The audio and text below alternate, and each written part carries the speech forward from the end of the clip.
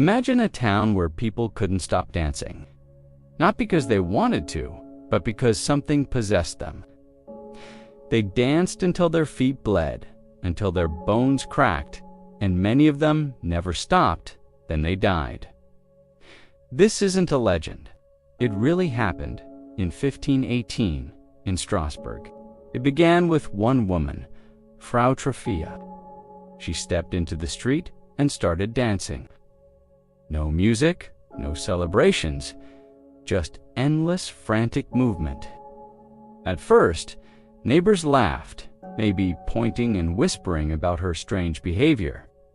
But days later, she was still moving, her body refusing to rest, her face a mask of exhaustion and confusion. Before we continue this unbelievable story, hit that subscribe button and stick around, because what happened next turned a simple dance into a nightmare that claimed lives. Within a week, more than 30 people were infected with the same unstoppable urge. They joined Frau Trophia, twirling and leaping, a macabre ballet in the town square. They would collapse from sheer exhaustion, only to struggle back to their feet and keep dancing. No one could explain it. The local authorities were baffled and terrified. By the end of the month, the number had swelled to hundreds. The streets of Strasbourg were filled with people moving without rest, their bodies jerking in a continuous, horrifying dance. The city's leaders, desperate for a solution, consulted with doctors and scholars. The physicians, relying on medieval medical theory, prescribed bloodletting, believing it would balance the hot blood they thought was causing the mania. It didn't work. The dancers just got weaker. Priests were brought in, and they claimed it was a divine curse, a punishment from God for the sins of the town. They performed exorcisms, but the dancing only intensified. In a move that seems completely counterintuitive today, the city council decided to lean into the problem. They cleared out guild halls, set up a large wooden stage in the grain market, and even hired professional musicians, thinking the dancers needed to dance it out. They believed that if they provided a controlled environment and constant music, the fever would eventually break. But it only made things worse. The relentless beat of the drums and the lively melodies seemed to act like a siren's call. More people joined the throng as if the rhythm itself was contagious, pulling them into the growing vortex of dancers. The plan had backfired spectacularly, turning a local disturbance into a full-blown public health crisis. The city that tried to cure the dance had instead created a deadly non-stop party. The scene in Strasbourg must have been surreal and terrifying. Imagine watching people you've known your whole life, their faces contorted with a mix of agony and ecstasy, their limbs flailing uncontrollably. Some danced until their hearts gave out, collapsing in the middle of the crowd. Others broke their ribs from the sheer constant, violent exertion.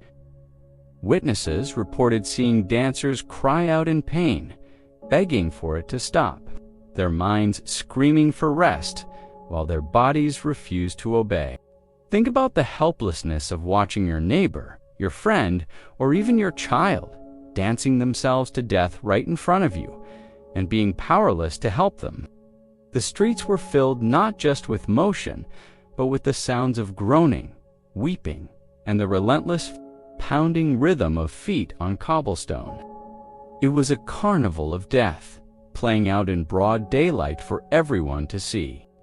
So what could have caused such a bizarre and deadly event? Historians today believe the plague was likely triggered by a perfect storm of extreme stress and hardship. In 1518, the people of Strasbourg were suffering immensely. Famine had ravaged the region, disease was rampant, and they were crushed by poverty and high taxes. This level of prolonged suffering can have a profound effect on the human mind. One of the most popular theories is mass psychogenic illness, or mass hysteria. Essentially, the extreme psychological trauma of the population manifested physically, spreading like wildfire through a community already on edge. The sight of one person dancing uncontrollably could have been the spark that ignited a deep-seated panic in others, causing them to unconsciously mimic the symptoms. Another compelling theory points to a biological cause, a toxic mold called ergot. This fungus grows on damp rye, which was a staple food for the poor. Ergot contains compounds that are used to make LSD, and consuming ergot-contaminated bread can cause severe muscle spasms, hallucinations, and convulsions. This could explain the uncontrollable movements and the delusional state of the dancers. However, no single explanation fully accounts for what happened. Ergot poisoning usually makes people too sick to dance for days on end, and mass hysteria on this scale is incredibly rare. The truth is, we still can't be certain why hundreds of people danced uncontrollably, day and night, for weeks on end. The dancing mania raged for over a month. By the time it finally began to subside, some estimates say up to 400 people were dead from strokes, heart attacks, and pure exhaustion. As the music fell silent and the dancers began to collapse one by one, the survivors, too weak to walk, were carried to a mountaintop shrine dedicated to Saint Vitus, the patron saint believed to cure nervous disorders. There, priests prayed for their release, and they were given small wooden crosses. Slowly, miraculously, the dancing faded. The city of Strasbourg fell quiet once more, the streets finally empty. But the horror of what had happened lingered in the collective memory of the town. For months, people lived in fear that the plague would return, that the phantom music would start up once again. And to this day, the dancing plague of 1518 remains one of history's strangest and darkest mysteries.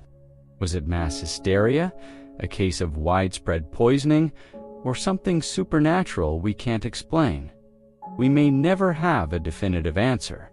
But one thing is for sure, in 1518, death didn't come with silence. It came with music and with a relentless, endless dance. If you want to hear more chilling true stories from the darkest corners of history, make sure you hit that subscribe button and ring the bell so you don't miss our next journey into the unknown. Thank you for watching, and join me next time as we uncover another forgotten nightmare.